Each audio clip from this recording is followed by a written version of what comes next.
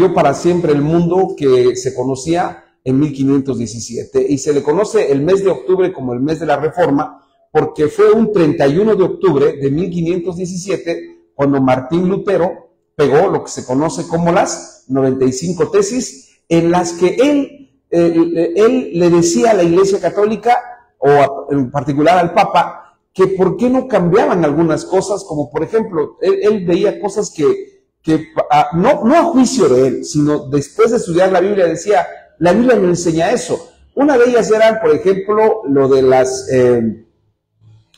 indulgencias, es decir, que la gente pagara porque su familiar muerto saliera del purgatorio. Martín Lutero decía, si el Papa quiere tanto a la gente y a los que están en el purgatorio, que lo saque por amor, no por dinero. Otra cosa que también le criticó Martín Lutero a la iglesia en esa época fue que la gente pagara por ir a ver reliquias. Martín Lutero dijo, ¿por qué pagar por ver reliquias? Que quién sabe si sean ciertas. Por ejemplo, en esa época, y ahí están los libros de historia, ofrecían pasar a ver en la noche precisamente del 31 de octubre, pasaran a ver el cráneo de Juan el Bautista. Pudieran pasar a ver una de las astillas de la cruz donde murió Cristo. Y así ofrecían una serie de cosas. Entonces Martín Lutero dijo, ¿por qué pagar por eso? Y entonces el Papa, la Iglesia Católica, dijo que eso no iba a poder ser posible, y entonces terminaron excomulgándolo de la Iglesia Católica 3 años después, del 517, en 1520, lo excomulgaron. Por eso la Iglesia evangélica, la Iglesia protestante, como nos llaman, celebra en octubre el mes de la Reforma. A lo largo de todas estas, los domingos y los miércoles, hemos estudiado. El domingo comenzamos con la introducción, el segundo domingo estudiamos las 5 solas en la mañana, en la tarde estudiamos al papado, el miércoles estudiamos la Inquisición, porque todas estas cosas también las juzgó Martín Lutero. Dijo que la Inquisición era una verdadera abominación, porque él decía, ¿por qué mandan a la gente a la hoguera? ¿Por qué quemarlo? Basta con encarcelarlos si está mal, pero ¿por qué quemarlos? Y bueno, también eso dijeron que estaba mal. Eso lo vimos el miércoles. En la mañana vimos la Reforma Protestante y la libertad de conciencia, que es un concepto que nace de la Reforma Protestante, que le otorga al individuo, a la persona, la capacidad de pensar por sí misma. Y esta noche vamos a tener un tema que tiene que ver con el celibato. Y vamos a ver qué nos enseña o qué hizo la Reforma Protestante con el celibato. Y vamos a ver qué es el celibato, qué es el célibe o qué es una persona célibe, y para eso usamos el texto que vimos hace un momento y lo vamos a volver a leer. Bueno, la Iglesia Católica tiene 3 votos. La orden benedictina de Benedicto, él estableció 3 votos, que son el voto de pobreza, el voto de obediencia y el voto de castidad.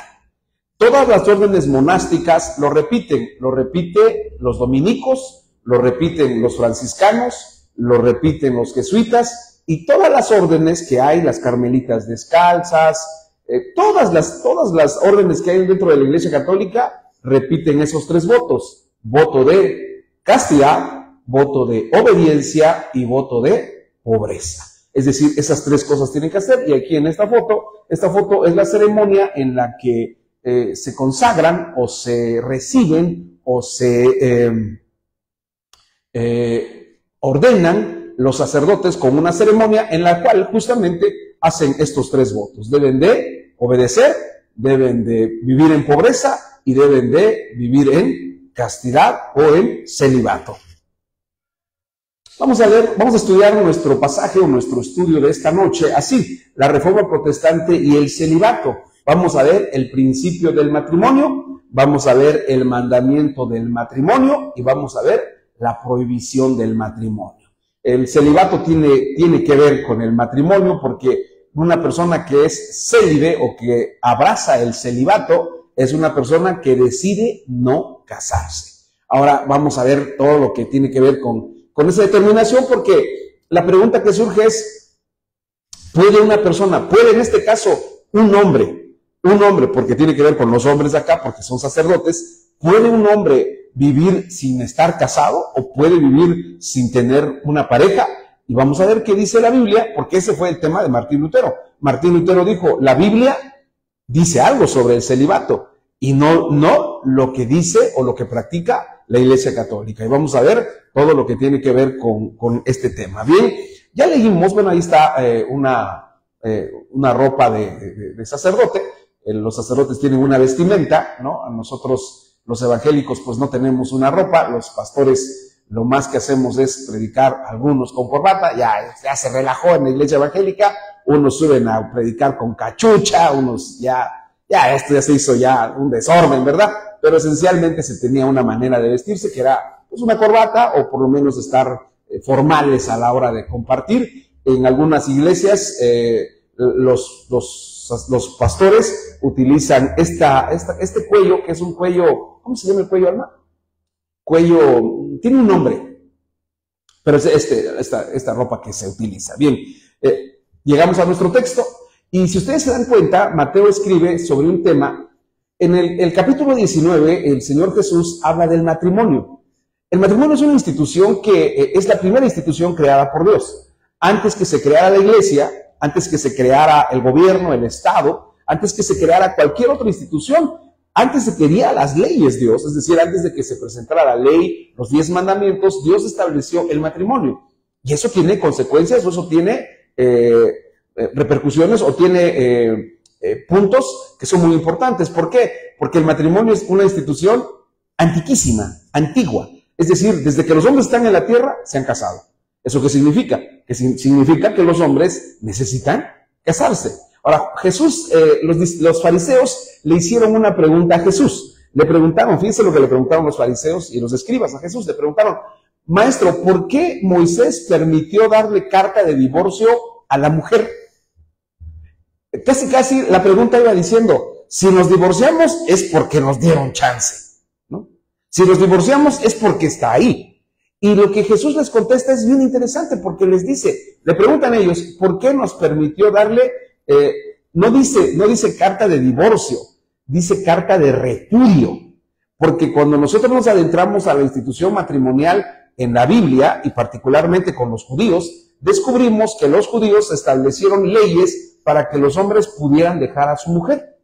Y cuando leemos el Talmud, cuando vamos al Talmud, hay razones o hay causales, como dicen los abogados del derecho civil, que verdaderamente eran sorprendentes. Por ejemplo, si no le gustaba lo que le hacían de comer, la podía dejar. La podía repudiar. El repudio, digamos, que se podía aceptar, el repudio que, digamos, uno pudiera decir, pues tiene razón el hombre, era cuando no podía tener hijos la mujer. Entonces la repudiaba porque era estéril. Y entonces, pues ahí uno dice, bueno, pues el Señor quería tener hijos. Pero hay otras causales que no eran, en realidad. Y entonces le preguntan eso y Jesús les contesta y les dice, ellos le preguntan, Señor, ¿por qué Moisés nos permitió darle carta de repudio a la mujer? Y Jesús les contesta y les dice, a causa de la dureza de su corazón. Es decir, ¿cuál es el problema? El problema está en el corazón del hombre. Y le está hablando a hombres. Y luego Jesús les empieza a decir que le preguntan y le dicen, entonces, ¿nosotros cómo estamos? ¿Cómo quedamos? Y Jesús les dice lo siguiente, les dice, bueno, ustedes pueden, la separación solamente puede ser por una causa, que tiene que ver con el divorcio. Y después de eso, les dice lo que estamos aquí leyendo en Mateo 19:12. Miren lo que les dice. Dice, pues hay eunucos que nacieron así del vientre de su madre. Y hay eunucos que son hechos eunucos por los hombres. Y hay eunucos que así mismos se hicieron eunucos por causa del reino de los cielos. El que sea capaz de recibir esto, que lo reciba. Ok, bueno, primero vamos a ver qué es un eunuco. ¿Qué es un eunuco? Un eunuco es una persona que ha perdido la capacidad o ha perdido el deseo sexual. Nosotros no debemos de asustarnos cuando hablamos de estos temas. Estos temas son complicados porque siempre nos llevan a plantearnos cosas muy íntimas y muy delicadas que pues dicen que el último lugar donde se debe de hablar de eso es en la iglesia. Pero un eunuco es una persona que ha perdido, no tiene o ha cancelado su deseo sexual. Cuando nosotros leemos la Biblia, mucha gente dice, pero ¿por qué hablar del sexo si la Biblia no habla del sexo? ¿Cómo no? Cuando leemos Cantares, que vamos a ver más adelante, pues Jesús, o más bien Dios, reveló el libro de Cantares como la relación perfecta entre un hombre y una mujer. Bien, un eunuco es alguien que no tiene deseo sexual. Ok, aquí nos habla de 3 clases de eunucos, si ponen ustedes atención. El primer eunuco, ¿quién es? El que nace así del vientre de su mamá. Es decir, hay gente que nace así, que nace sin deseo sexual. Y esa clase de personas nacen así, no nacen, por así decirlo, vienen así de, perdonen la expresión, pero vienen así de fábrica, ¿no? Por así decirlo. Ellos nacen así. La segunda categoría son los eunucos que son hechos eunucos por los hombres o por el hombre. ¿Y esos quiénes son? En México no se conoce mucho eso porque pues no se practicó o no conocimos de eso, pero en el Medio Oriente era muy común que los reyes tuvieran, de hecho es una palabra árabe, la palabra harem, y el harem era un lugar donde el rey tenía varias mujeres. Y cuando designaban a alguien que iba a cuidar el harem, pues tenían que designar a un hombre. Pero si designaban a un hombre, pues corría el riesgo de relacionarse con alguna de las mujeres que estuviera en el harem. ¿Y qué era lo que hacían los reyes? Lo que hacían los reyes era, literalmente, castrarlos. Es decir, les quitaban el deseo sexual, castrándolos. Ok.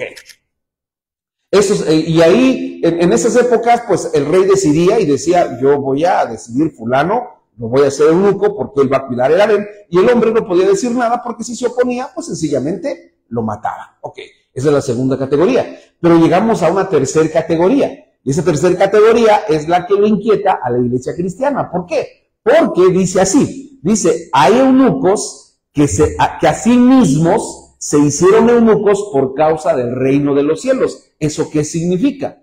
Esto ya nos atañe a nosotros. ¿Por qué? Porque hay hombres que deciden no casarse con tal de dedicarse por completo a la obra de Dios. Y entonces, ¿hay esa clase de hombres? Sí.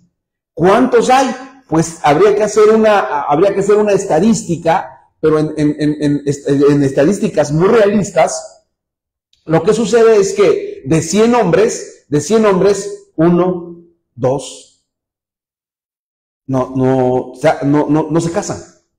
Pero de ahí, el 95%, yo me atrevo a pensar que el 98%, la gente se casa, los hombres se casan. Y vamos a ver por qué, vamos a ver más adelante. Cuando llegamos a la Biblia, bueno, vamos a ver más adelante porque Pablo no estuvo casado.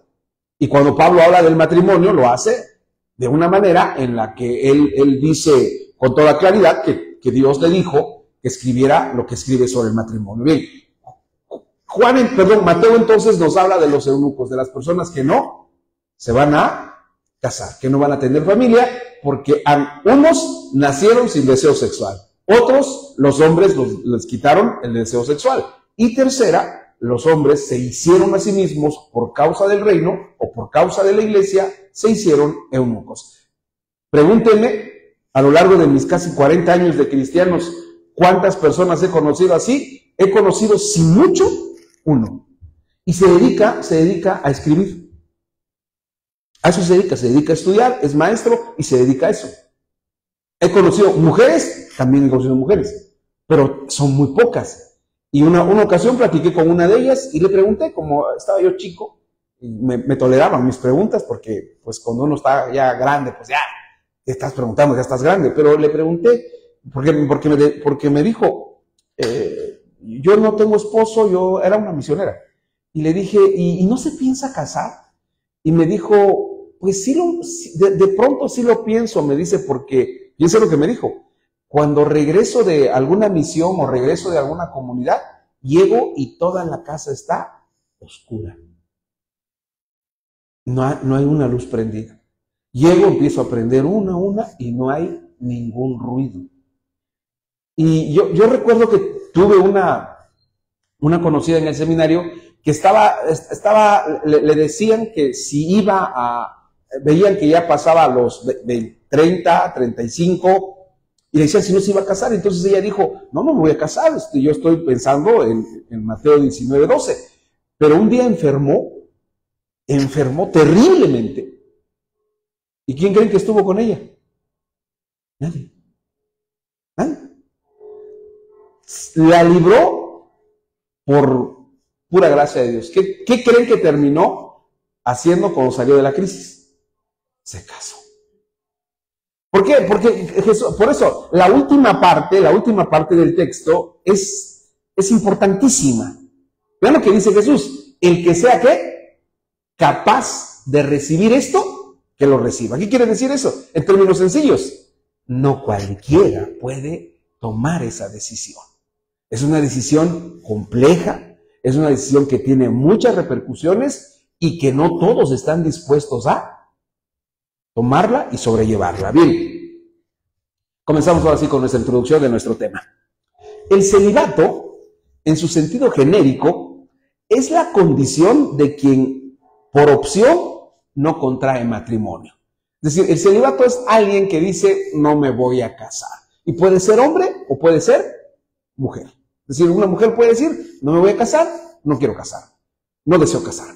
Y luego también puede haber un hombre que pueda decir no me quiero casar y no me voy a casar. Y el celibato sacerdotal es cuando esta elección se hace a cambio de una dedicación total a los servicios religiosos por medio de la ordenación presbiterial. Es decir, hay un celibato que puede practicar la gente porque pues no quiere casarse, no desea casarse, no va a servir a la iglesia, pero él quiere estar solo, ella quiere estar sola y no se casa. ¿Conocemos gente así? Sí, yo conocí gente así que nunca se casó, murió célibe, murió sin haber tenido pareja y así se fue al otro mundo. Así como ella lo deseó o como él lo deseó.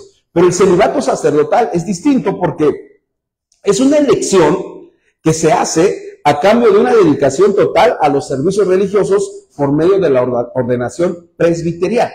¿Qué quiere decir eso? Lo que veíamos en la primera foto. Es decir, alguien dice, yo voy a dedicarme a la iglesia y voy a ser célibe o voy a practicar el celibato. Pues aquí esta foto, el celibato cancela la posibilidad de casarse. No se puede casar, no se va a casar. El celibato es una creación netamente humana. Netamente humana.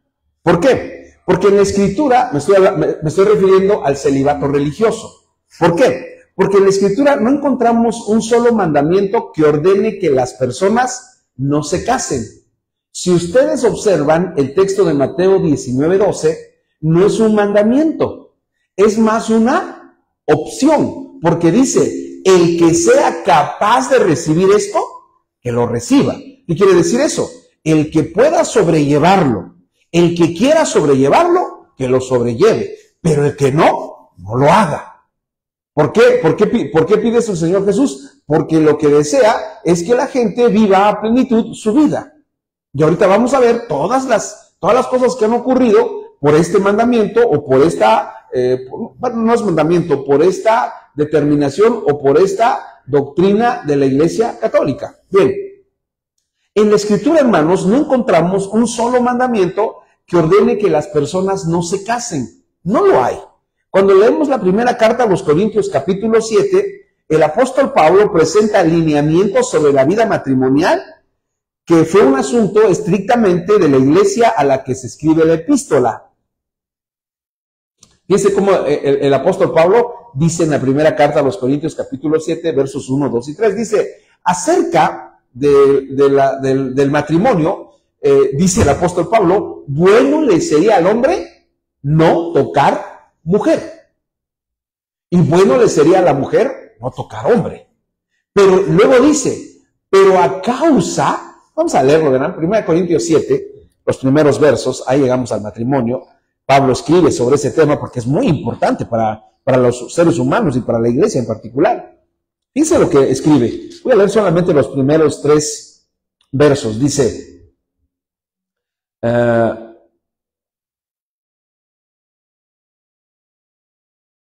dice así, en cuanto a las cosas que me escribisteis, capítulo 7 de la primera carta a los Corintios, bueno le sería al hombre no tocar mujer. Pero a causa de las fornicaciones, cada uno tenga su propia mujer y cada una tenga su propio marido. El marido cumpla con la mujer el deber conyugal y asimismo la mujer con el marido. La mujer no tiene potestad sobre su propio cuerpo sino el marido, ni tampoco el marido tiene potestad sobre su propio cuerpo sino la mujer. Bien, y creo que aquí, bueno, estoy buscando el texto donde dice por qué es mejor casarse que estarse quemando, ¿no? Dice en el verso 7, quisiera más bien que todos los hombres fuesen como yo, pero cada uno tiene su propio don de Dios. Uno a la verdad de un modo y otro de otro. Ok, bueno, ahí está en el 8, en el 9 dice, digo pues a los solteros y a las viudas, que bueno les fuera quedarse como yo. Pero si no tienen don de continencia, cásense, pues mejor es casarse que estarse quemando. Ok, ahí el apóstol Pablo dice con toda claridad que es mejor que casarse, porque no todos tienen el don de continencia. Ok, encontramos entonces, si el apóstol Pablo hubiera dicho, ¿saben qué? Hey, los que vayan a estar al frente de la iglesia, cuidado, se casan. Ustedes no se pueden casar. Y entonces ahí diríamos, bueno, sí, tiene razón la doctrina del celibato, pero no encontramos un mandamiento así. Bien. De hecho, cuando se habla del obispado o del obispo, en la primera carta de Timoteo, capítulo 3, el apóstol Pablo establece como uno de los fundamentos esenciales para el liderazgo de la iglesia que el pastor sea un hombre casado. No cansado, sino casado. Dice Timoteo, dice Pablo así cuando escribe a Timoteo, ¿alguno anhela obispado? El que anhela obispado, buena obra desea. Pero es necesario que el obispo sea irreprensible, y luego dice, marido de una sola mujer. ¿Eso qué quiere decir? Que los que están al frente de la iglesia, ¿cómo deben de estar? Casados. Y más adelante todavía sigue con el tema porque dice que gobierne bien su casa y que tenga a sus hijos en sujeción. ¿Eso qué quiere decir? Pues que sea un hombre de hogar, un hombre que tenga a sus hijos, pues si no marcando el paso, como decimos en Oaxaca, pero pues sí por lo menos en una moderación, en una vida pues ordenada, y si no ordenada estrechamente, por lo menos no tan disoluta, ¿verdad? Entonces el apóstol Pablo establece que los hombres de la iglesia deben de estar casados. Por ningún lado, escribí aquí en nuestra pantalla, por ningún lado se insinúa que los encargados de las iglesias deben de ser célibes. No hay esa posibilidad. Bueno, ahí encontramos pues esta foto donde pues es un pastor que está con su esposa y están ahí leyendo la Biblia juntos. La vida familiar es así. Y cuando nosotros echamos un vistazo a la gente le molesta que diga yo eso, pero pues yo lo pienso así y tengo libertad de conciencia, así es que puedo decir lo que yo quiera, ¿verdad? Los hermanos mayores, los judíos, cuando vemos a los rabinos, todos los rabinos están casados. No hay rabino que esté soltero. No hay rabino que no tenga hijos. De hecho, ¿cómo se ha traspasado los rabinos? Pues los rabinos son de generación en generación. Es decir, el papá rabino, su hijo es rabino, su nieto es rabino, su bisnieto es rabino, su tataranieto es rabino, porque vienen en esa línea. Porque se casan y siempre tienen hijos. De hecho, cuando leemos el Salmo 127, descubrimos que dice el texto, he aquí herencia de Jehová son los hijos, cosa de estima, el fruto del vientre. Bienaventurado el varón que llenó su aljaba de ellos, no será avergonzado cuando hablare con los enemigos en la puerta. Es decir, tener hijos o tener descendencia forma parte de un plan divino. Bien, ahí está el pastor, no puse a sus hijos o a sus hijas, pero ahí está el pastor con su esposa. Sin embargo, la Iglesia Católica estableció como parte fundamental de su estructura que los miembros de su clero no se deberían de casar. La disciplina del celibato se consolidó con decisiones como el Concilio de Letrán de 1123. Es decir, ¿cuánto tiene el celibato? 1000 años. 1000 años en los que el sacerdote, el cura, el párroco no se puede casar, no se debe casar. Y el Concilio de Trento, de 1545 a 1563, se definió como requisito para el sacerdocio católico. Es decir, desde hace ya casi 1000 años, los sacerdotes no se pueden casar. Es decir, tienen que oficiar, tienen que servir, tienen que estar en la iglesia solteros y no se deben de casar. ¿Cuál es el resultado de eso? El resultado de eso es lo que vemos en nuestra sociedad. Terminé de ver una serie, sacaron una serie en una de las plataformas digitales que se llama Marcial Maciel, el lobo de Dios. Y lo que uno oye ahí, lo que uno ve ahí, no es cuento, no es de que me dijeron, no es de que se piensa, se cree, se insinúa, como que es un chisme, no. Ahí salieron hombres, salieron personas que dijeron, este señor me hizo esto. Todo tiene que ver con delitos de carácter sexual. Y uno lo oye, y uno lo lee, y uno dice, caray, ¿de dónde? ¿De dónde puede salir un ser como este personaje? Que no solamente era un sacerdote, era el líder de una de las congregaciones más poderosas, no en México, en todo el mundo. Los legionarios de Cristo, hermanos, los legionarios de Cristo, eran una orden que tenía una característica principal. Ellos estaban dedicados exclusivamente a atender a los ricos de México. Todo el dinero, imagínense, hermanos, tenían casas en Estados Unidos, tenían casas en México, tenían casas en Europa, tenían casas en España, y casas es un decir, hermanos, no una casita de interés social, no, eran cosas grandes, y tenían casas en Roma, en Europa, en todos lugares. ¿Por qué? Porque tenían mucho dinero, demasiado dinero. Pero cuando se descubre la realidad de este hombre, entonces vuelve a la discusión. Y esto de Marcial Maciel tiene ya como, ¿qué les gusta? Tiene como 30 años que salió a la luz. Entonces se volvió a discutir, ¿por qué no dejar que los sacerdotes se casen? ¿Por qué no permitirles casarse? Si lo que resulta del supuesto celibato, porque no todos tienen ese don, como dijo el apóstol Pablo. La reforma protestante, impulsada por Martín Lutero, porque uno puede decir, bueno, ¿y a ti qué te importa lo que haga la Iglesia Católica, verdad? Pues a ti, tú sigue con lo tuyo. Pero la reforma protestante, impulsada por Martín Lutero, promovió la doctrina bíblica del matrimonio de los hombres encargados de responsabilidades eclesiásticas, haciendo a un lado la soltería de los clérigos. Es decir, Martín Lutero dijo, he leído toda la Biblia y he leído el Nuevo Testamento y no encuentro una razón para que los que están al frente de la iglesia no se casen. Y ahí otra vez encendió las alarmas del papado. ¿Por qué? Y entonces muchos empezaron a cuestionar y a preguntarse, ¿por qué los sacerdotes no se les permite casarse? Y yo les puedo traer ejemplos documentados de muchos sacerdotes en Oaxaca, en México, en Michoacán, en Guerrero, en Jalisco, en donde ustedes quieran, que se casaron y que los expulsaron. De hecho, un hombre llamado, un teólogo brasileño, Leonardo Boff, él encabezó un movimiento durante el papado de Juan Pablo II, en el que le pidió al Papa Juan Pablo II y le dijo, déjenos casarnos.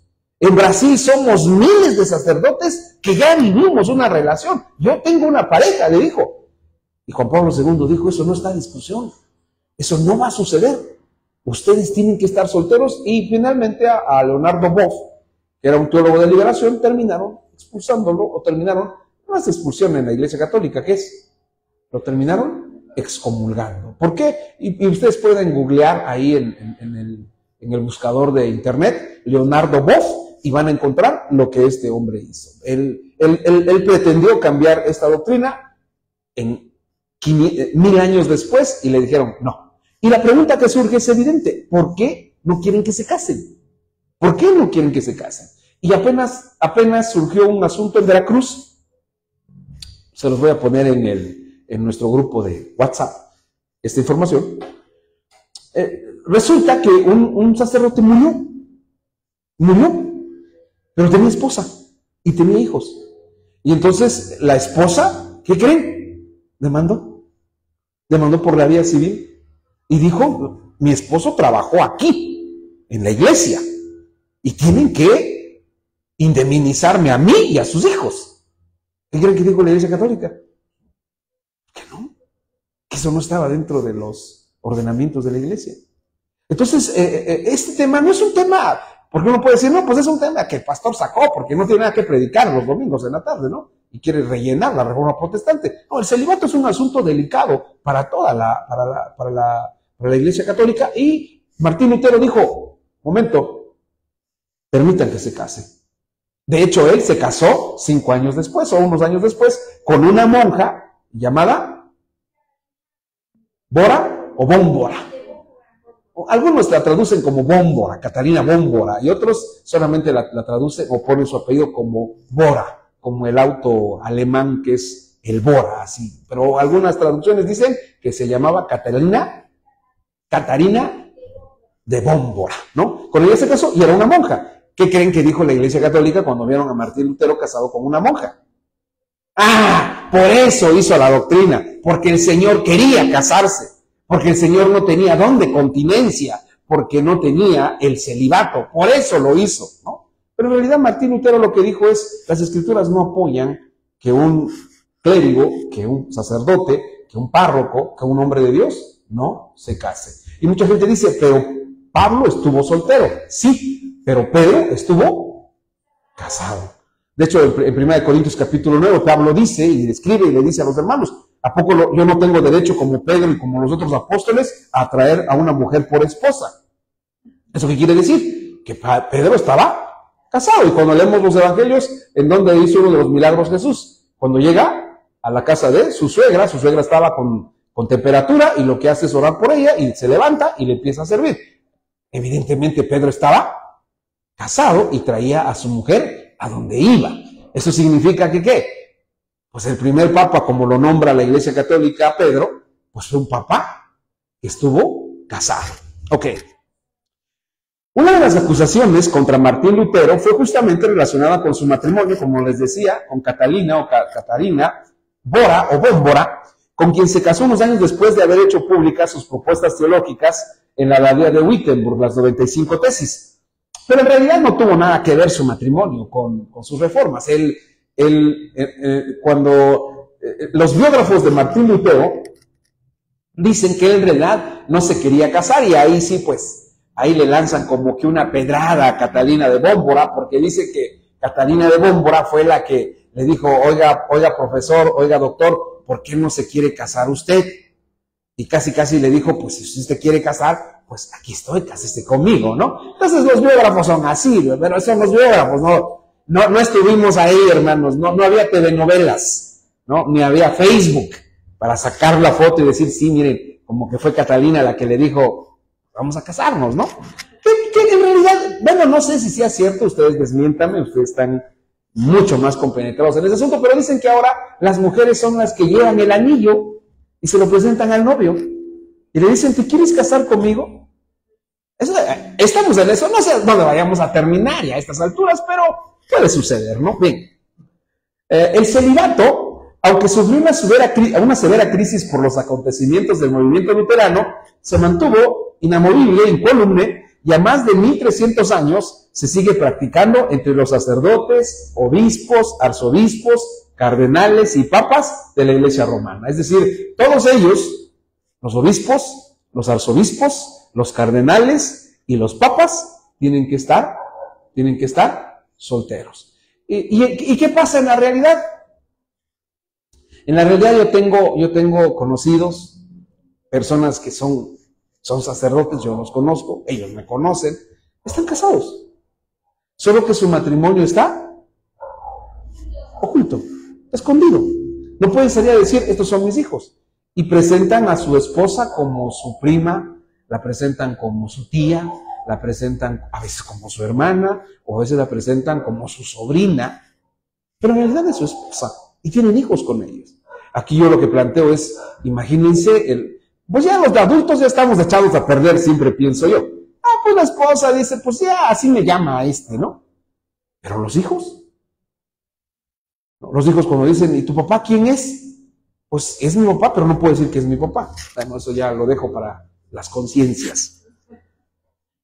Punto A de nuestro estudio, el principio del matrimonio, porque si hablamos de celibato, tenemos que hablar del matrimonio. Ok.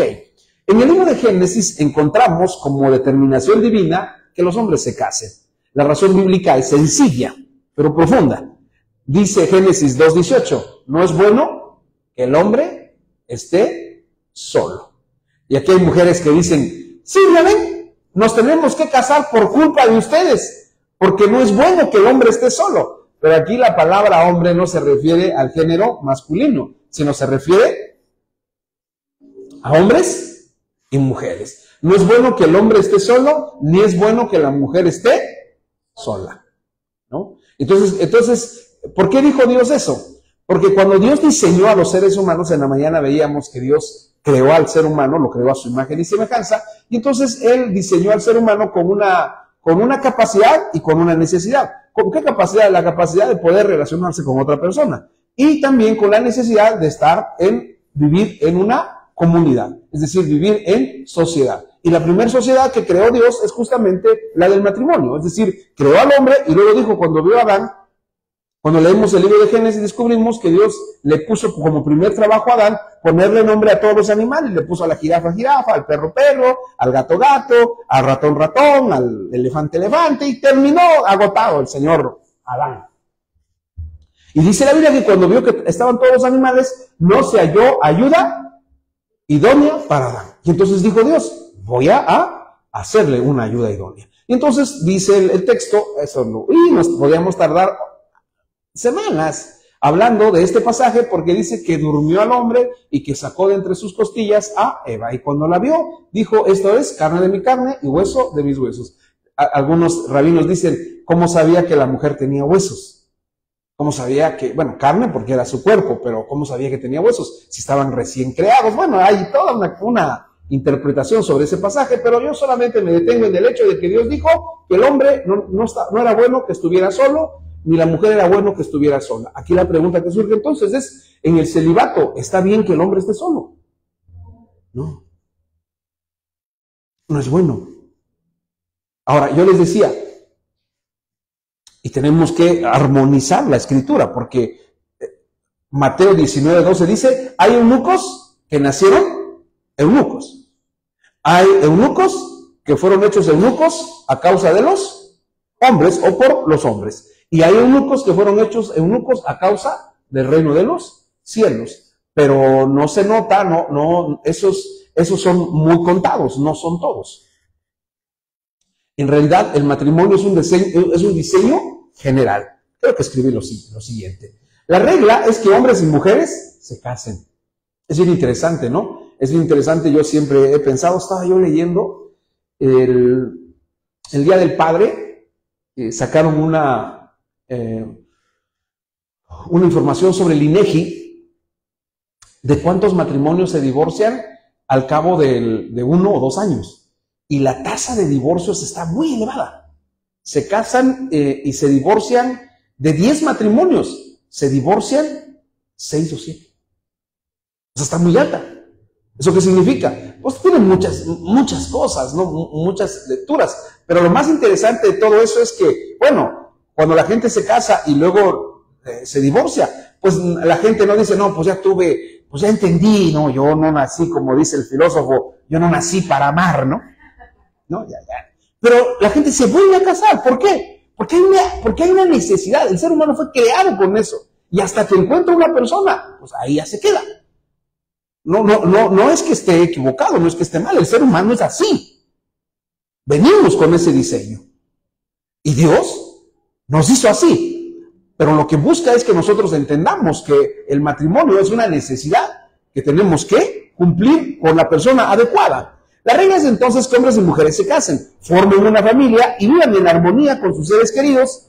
Sin embargo, hay sus excepciones y algunas personas no se casarán, pero la mayoría tendrán nupcias. Es decir, vamos a encontrar a nuestros amigos. Yo tengo compañeros que mi esposa se sorprende. Hay uno que siempre tiene un taxi, siempre me grita y me dice, ¡Porfirio! Y ese lo conocí en 5º año de primaria. O sea, lo conocí en 1981. 2001, digo 91, 2001, 2011, 2021, tiene 40 años que lo conozco, ¿no? Y son personas que conocemos, y a lo largo de toda la vida he descubierto que las personas encuentran a alguien, y este amigo mío se casó, lo recuerdo porque se casó, creo que todavía íbamos en la secundaria cuando se casó. Y tuve compañeros que se casaron desde la secundaria. Me encuentro a unos compañeros que se casaron que se conocieron en el bachillerato, salieron y se casaron. Y sí. Ahora, también conozco compañeros que pues no vivieron con su pareja bien y se divorciaron y se volvieron a casar. ¿Qué es lo que quiero comunicar? Que el matrimonio, no importa lo que pase, la gente termina casándose otra vez. El diseño del hombre tiene como componente la necesidad de vivir en pareja. Así fue la decisión del Creador. Y ha de respetarse, o debe de respetarse, porque cada persona fue dotada de una sexualidad que debe ser satisfecha. Cuando esto no ocurre, estamos en grandes problemas. En grandes problemas.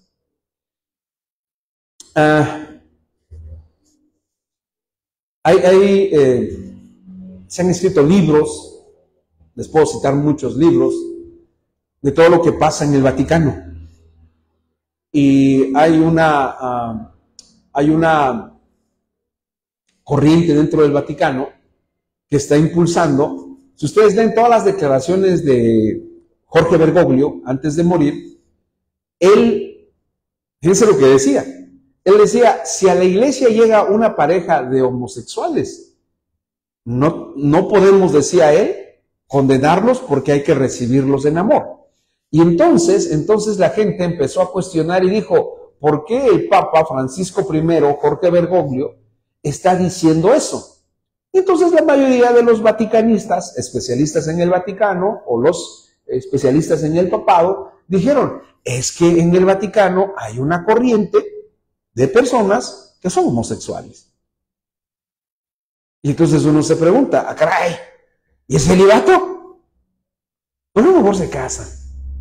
El problema es eso, el problema es que de todo lo que se puede reprimir en la vida de los seres humanos, se reprimen manifestaciones, se reprimen muchas cosas, se reprimen sentimientos, se reprimen emociones, pero una persona que vive reprimida de su sexualidad va a hacer barbaridades. Va a hacer barbaridades. Si bien Pablo fue un hombre que no tuvo pareja, según se desprende de sus cartas, fue una excepción. Porque el apóstol Pedro, como ya lo dijimos, y otros discípulos más, sí tuvieron su esposa y con ellas predicaron. Pablo nunca exigió que siguieran su estilo de vida sin casarse. ¿Por qué? Porque pues la vida de una persona sola es difícil, mis queridos hermanos, es complicada. Yo nada más veo a las personas que pierden a su esposo o a su esposa, y es difícil, es complicada. Es sumamente complicado, sobre todo para los varones. ¿No? Para los varones, yo siempre he pensado que los varones hacemos locuras, ¿no? Y les puedo poner ejemplos, no solo de este lado de la Iglesia Católica, les puedo poner ejemplos de este lado, de pastores, por ejemplo, que se murió su esposa y a los 3 meses ya se han vuelto a casar. Dios santo, ¿qué? ¿Cómo está eso? ¿No? De hecho, no está escrito, pero el manual de Carreño, así se llama, un manual de buenas costumbres, de buenas prácticas, cuando uno está en sociedad, dice que hay ciertas cosas que uno puede y no debe de hacer frente a la gente. Y yo digo manual de Carreño, aunque no está ahí, pero pienso que una persona que queda viuda, pues debe esperar 1 año, 2 años, 3 años. Pero alguien que se casa, apenas conocí un caso de alguien que enviudó y se casó al mes. No, pues imagínense. Bien. Ve, el mandamiento del matrimonio. Vamos a poner porque si no nos vamos a quitar de acá. En Génesis 2:24 encontramos esta afirmación, Génesis 2:24. Encontramos, por tanto dejará el hombre a su padre y a su madre y se unirá a su mujer y serán una sola carne. Eso lo encontramos en Génesis 2:24. Génesis 2:24 dice, por tanto dejará el hombre a su padre y a su madre y se unirá a su mujer y serán una sola carne. Es decir, están ahí ellos, Dios está estableciendo el matrimonio con sus reglas. ¿Cuáles son las reglas? Que el hombre debe dejar a su padre y a su madre y se debe unir a su mujer y entonces los dos deben ser una sola carne. La interpretación de una sola carne tiene demasiadas, les diría solamente dos. Una de ellas es que tiene que ver con los hijos. Los hijos hacen que dos personas se conviertan en una sola carne cuando tienen a sus hijos. Y la otra que es más inquietante y que es mi teoría, y Alma me la refuta, yo la insisto porque discutimos con esta teoría que yo tengo, es que miren, hay gente que dice, fíjense, cuando ven un matrimonio, dicen, ay, pobrecita esposa, mira cómo padece, ¿no? Y luego hay otros que dicen, ay, pobrecito esposo, mira cómo padece. Y yo le digo a Alma, no, Alma, esa pareja son iguales, no están juntos. Cuando una persona no es igual que la otra, pues no pueden estar juntos. Simple y sencillamente se separan, porque no se amalgaman, no se entreveran, no se unen como cordón. Pero evidentemente, imagínense, después ya vamos a cumplir 30 años de casados con Alma, el otro año cumplimos 30. Imagínense que alguien me diga, oiga, pastor, su esposa, ¿sí puede vivir con ella? Pues claro, llevo 30 años. ¿Que somos diferentes? Claro que somos diferentes. Pero esa parte cuando dice, y los dos serán una sola carne, quiero decir con eso, que llega a un punto en el que ya se conocen tan bien, que ya saben. Ya ni tienes que preguntarles, ya sé cómo está. Y hay cosas que ya ni se preguntan. Y otras cosas que ya ni se contestan. ¿Por qué? Porque ya están tanto tiempo viviendo juntos que ya se conocen. Ahora, hay otras expresiones, otras interpretaciones del significado de que los dos serán una sola carne. Ok, Dios estableció entonces el matrimonio. Aquí. Y ahora sí subrayen, aquí. Hubiera puesto una coma y hubiera dicho, y los que no se puedan casar, aquí entran, pero no. No está ahí. ¿Por qué no está ahí? Porque esa es una excepción. Eso es algo que va a ocurrir de vez en cuando. No es la regla, porque si fuera así, diría, y ustedes cuidado y se casan. Solamente algunos van a tener un matrimonio bien, entonces ustedes quédense solos, porque son malos. No, pero la puso al revés. Dice que por tanto, por esto, el hombre dejará a su padre y a su madre y se unirá a su mujer y serán una sola carne. La mujer virtuosa de Proverbios 31 está casada. Hay muchas muchachas que dicen, yo quiero ser como la mujer de Proverbios 31, y yo las desaliento y las desanimo porque no hay mujer, ¿cómo es? Mujer, ¿cómo? Virtuosa, perdón, es imprudente, pero es mujer virtuosa si no está casada. La mujer de Proverbios 31 es una mujer casada, por eso dice, su esposo es reconocido en las puertas y sus hijos la alaban. O sea, imagínense, pues, ¿por qué? Porque está casada. Entonces, la mujer virtuosa de Proverbios 31 está casada. Tiene un esposo que vive con ella y tiene hijos. En síntesis, tiene una familia porque es el diseño de Dios para la humanidad. Hombres y mujeres se tienen que casar. El libro de Cantares, y llevo aquí también nos podemos pasar un buen tiempo, el libro de Cantares es un libro sobre la vida matrimonial. Por más que se quiera alegorizar diciendo que es una relación entre Dios e Israel o entre Cristo y la iglesia, las imágenes eróticas, con esa palabra aquí en la iglesia como que, las imágenes eróticas del libro tienen una sencilla interpretación si se piensa en el esposo y la esposa en su relación conyugal. Hay mucha gente que dice, ¿cómo está el libro de Proverbios, de Cantares ahí? Eso es porque el libro de Cantares hay unas partes donde dice, tus muslos, tu ombligo, tus pechos. Y yo, caray, pues ¿qué? Pero es que la vida, Dios diseñó el matrimonio. Por eso se llama el Cantar de los Cantares. Porque lo más maravilloso que puede haber en este mundo es la vida matrimonial. Y claro, veo sus rostros y dicen, pero ¿cómo? Si vea cómo me va a mí, cómo me ha ido. Sí, Pero ¿por qué nos va así en el matrimonio?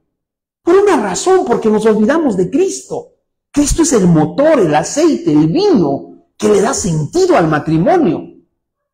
Pero cuando nosotros lo dejamos a un lado, lo botamos, literalmente, pues ¿qué va a hacer Cristo? ¿Cómo va a ser tu matrimonio? Un desastre. Y sigo. C. La prohibición del matrimonio. ¿A dónde llegamos? Fíjense. En su primera carta a Timoteo, 4:1-3, Pablo advierte lo siguiente. Mira lo que ya escribe el apóstol Pablo. ¿Lo escribe? La primera carta de Timoteo, sí, ¿verdad? La primera carta de Timoteo, sí. Sí, la primera carta de Timoteo se escribió aproximadamente en el 60-64 de nuestra era, cuando Pablo estaba preso en la cárcel de Roma. No, sí. Muy probablemente, pero lo escribió en el 60-64. No estaba en la cárcel. Y allí escribe, y dice lo siguiente, miren lo que dice. Dice, pero el Espíritu dice claramente que en los postreros tiempos algunos apostatarán de la fe. Es decir, apostatar quiere decir, se regresarán de la fe. Dejarán la fe. Escuchando espíritus engañadores y a doctrinas de demonios, por la hipocresía de mentirosos que teniendo cauterizada la conciencia, prohibirán ¿qué? Y mandarán abstenerse de alimentos que Dios creó para que con acción de gracias participasen de ellos los creyentes y los que han conocido la verdad. ¿Qué se iba a prohibir, dice el apóstol Pablo? Casarse. Ahora, híjole, es un tema muy interesante de ¿por qué el matrimonio se empezó a ver como algo malo? ¿Por qué la gente empezó a ver el matrimonio como algo malo? Y si usted algún día tiene curiosidad, o usted quiere conocer un poco de por qué los oaxaqueños somos como somos, puede entrar usted al hotel, creo que todavía dejan entrar, al hotel que se llama, ¿es el Presidente? Que está en 5. ¿Cómo? No, el que está en 5 de mayo, el que está ahí, que era Camino Real, ¿no? Camino Real, ese hotel que está donde están los lavaderos. Ese lugar, ese hotel, era en realidad un monasterio de monjas. Y hay un cuartito donde metían a las monjas y se flagelaban para quitarse todo deseo. Pero resulta antinatural o resulta antibíblico, porque lo que necesitaban no era flagelarse, lo que necesitaban era salir y casarse, buscar a un hombre y casarse, o pedirle a Dios para casarse. Ahora, pero hubo un mandamiento que les prohibió casarse, y no se casaban. El catolicismo romano establece como requisito para sus ministros la vida célibe, es decir, no pueden ni deben casarse. En contraste, miren, en el artículo 227 del Código Canónico de la Iglesia Católica, dice así, su Código Canónico dice así, miren, dice, los clérigos están obligados a observar una continencia perfecta. No, pues ya está complicado así. Si tienen que tener la abstención de vida sexual perfecta, y ya tenemos problemas. Y perpetua. O sea, no solamente perfecta, sino también perpetua. ¿Qué significa eso? Para siempre. Por el reino de los cielos. Y por tanto quedan sujetos a guardar el celibato, que es un don peculiar de Dios mediante el cual los ministros sagrados pueden unirse más fácilmente a Cristo con un corazón entero y dedicarse con mayor libertad al servicio de Dios y de los hombres. Eso dice el Código Canónico. Es decir, los sacerdotes, ¿a qué están obligados? A casarse. Seguimos en el segundo párrafo del artículo 277 y dice así. Los clérigos han de tener la debida prudencia en relación con aquellas personas cuyo trato puede poner en peligro su obligación de guardar la continencia o ser causa de escándalo para los fieles. ¿Eso qué quiere decir? Quiere decir que si, este es el ejemplo, miren, este es el ejemplo. Yo soy sacerdote, debo de cuidarme en mis relaciones con las mujeres. Está documentado todos los graves problemas que ha habido, hermanos, entre los sacerdotes y las esposas y las mujeres. Era novela, se hizo película, no querían que se pusiera en las carteleras de México.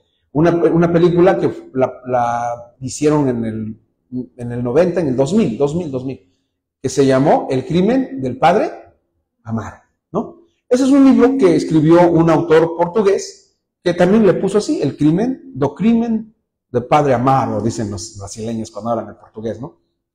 Y ahí se retrata justamente eso, lo que se dice en la película. En la película generalmente pues se sintetiza, pero eso fue lo que pasó. ¿Qué fue lo que pasó? Un sacerdote llegó a la parroquia, en la parroquia pues se enamoró de una muchacha, la muchacha se enamoró de él, tuvieron relaciones, la muchacha se embarazó, le dijo que abortara, y miren hasta dónde llegamos. ¿Hasta dónde? 3. Corresponde al obispo diocesano establecer normas más concretas sobre esta materia y emitir un juicio en casos particulares sobre el cumplimiento de esta obligación. Ahora, ¿qué pasa cuando descubren que un sacerdote está casado? Ese es un gran problema. Porque de acuerdo al Código Canónico, su separación es en automático. Pero si fuera así, lo que pasaría en la Iglesia Católica es que se quedaría sin ministros. Finalmente, ya con eso termino, el artículo 915 del Catecismo de la Iglesia Católica establece al respecto lo siguiente. Hay un catecismo, hay un código canónico, y les puedo traer otra más literatura para este tema, pero dice esto: los consejos evangélicos de la Iglesia Católica están propuestos en su multiplicidad a todos los discípulos de Cristo. La perfección de la caridad a la cual son llamados todos los fieles implica, para quienes asumen libremente el llamamiento a la vida consagrada, la obligación de practicar la castidad en el celibato por el reino, la pobreza y la obediencia. Regresamos a los 3 votos de las órdenes, de la orden benedictina, de la orden franciscana, de la orden dominica, de la orden agustiniana y de todas las órdenes. ¿Cuáles son los 3 votos? El voto de la pobreza, de la obediencia y de la castidad, es decir, de ser célibe. ¿Qué dijo Martín Lutero de todo esto? Dijo Martín Lutero: no hay posibilidad de que la Biblia enseñe que los ministros que están al frente de la iglesia sean personas que no se casen. Y entonces abrió la posibilidad y abrió algo que toda la gente y la iglesia cristiana evangélica, por eso nos diferenciamos de la iglesia católica. ¿Por qué? Porque los pastores están casados y de hecho es como una ordenanza casarse, pero no solamente casarse por casarse, sino tener una familia en orden, una familia en la que la mujer tenga el lugar que le corresponde y los hijos tengan el lugar que les corresponde. La Reforma Protestante, esta fue una de las cosas por las cuales se volvió detestable para la Iglesia Católica. ¿Por qué? Porque le quitó al celibato el áurea de santidad que se le había creado, o le quitó la fama de que quienes no se casaban estaban más cerca de Dios, cuando en realidad lo que podría estar pasando es que los que no se casaban estaban quizás más lejos del Señor. Vamos a orar y terminamos. Señor, te damos muchas gracias en esta noche por tu palabra. Te bendecimos con todo nuestro corazón y te pedimos que nos guíes siempre, que nos dirijas, que nos orientes y que nuestra vida matrimonial, Señor, te honre. Que nuestra vida matrimonial, Señor, exalte tu nombre. Gracias por todo. En el nombre de Jesús. Amén.